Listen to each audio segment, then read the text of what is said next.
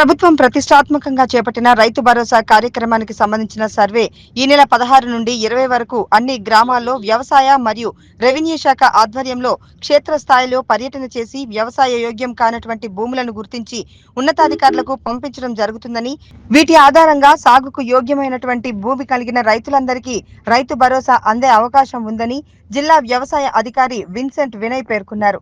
రామాయంపేట మండలం శివయ్యపల్లి గ్రామంలో క్షేత్రస్థాయిలో నిర్వహిస్తున్న సర్వేను జిల్లా వ్యవసాయ అధికారి విన్సెంట్ వినయ్ పరిశీలించారు.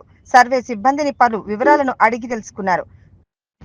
అనంతరం జిల్లా వ్యవసాయ అధికారి విన్సెంట్ వినయ్ వ్యవసాయ సహాయ సంచాలకులు రాజ్ నారాయణలు మాట్లాడుతూ ప్రభుత్వం ప్రతిష్టాత్మకంగా చేపట్టిన 4 పథకాల అమలులో భాగంగా రైతు భరోసా పథకం అమలు కోసం సర్వే నిర్వహించడం జరుగుతుందని, వ్యవసాయానికి ఆమోదయోగ్యమైన పంట భూములను గుర్తించడం జరుగుతుందని, పూర్తి నివేదిక ప్రభుత్వానికి అందించడం జరుగుతుందని వారు తెలిపారు. ఈ కార్యక్రమంలో ఇన్ఛార్జి సహాయ వ్యవసాయ సంచాలకులు రాజ్ నారాయణ, నిజాంపేట వ్యవసాయ అధికారి సోమలింగారెడ్డి, వ్యవసాయ విస్తీర్ణ అధికారి సాయికృష్ణ, రెవెన్యూ సిబ్బంది తదితరులు పాల్గొన్నారు.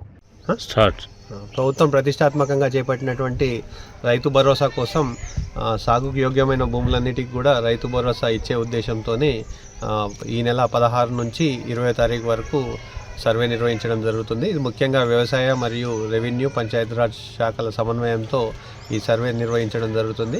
ఈరోజు శివయ్యపల్లి గ్రామాన్ని జిల్లా వ్యవసాయ అధికారి సందర్శించడం జరిగింది. సాగుకు యోగ్యం కానటువంటి భూములను గుర్తించి ఆ నివేదికను ప్రభుత్వానికి అందజేసి మనకు 20వ తారీఖు నుంచి జరిగేటువంటి గ్రామ సభలో ఈ అంశాలన్నింటినీ కూడా పేర్కొన్న తర్వాత ఈ నెల 26వ తారీఖు నుంచి రైతు భరోసా వచ్చే అవకాశం ఉంటుంది. కాబట్టి ఈ సర్వేలో రైతులు తమ విషయాలన్నీ కూడా చెప్పి వ్యవసాయ శాఖకు సహకరించాల్సిందిగా కోరుతున్నాను.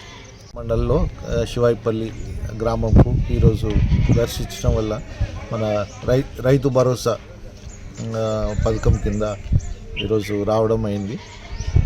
ఈరోజు ఇక్కడ మొత్తం తిరిగి చూసి మన వ్యవసాయంకు యోగ్యం లేని భూములన్నీ గుర్తించి తొలగించడం జరుగుతుంది. సో దీనికోసము ఈరోజు వచ్చి నేను నా ఏఈఓ మన రెవెన్యూ డిపార్ట్మెంట్ నుంచి అధికారి అందరం కలిసి తిరిగి చూసి ఇవన్నీ సాయంత్రం వరకు మళ్ళా మన రిపోర్ట్ చేస్తామని చెప్తాము. Thank you.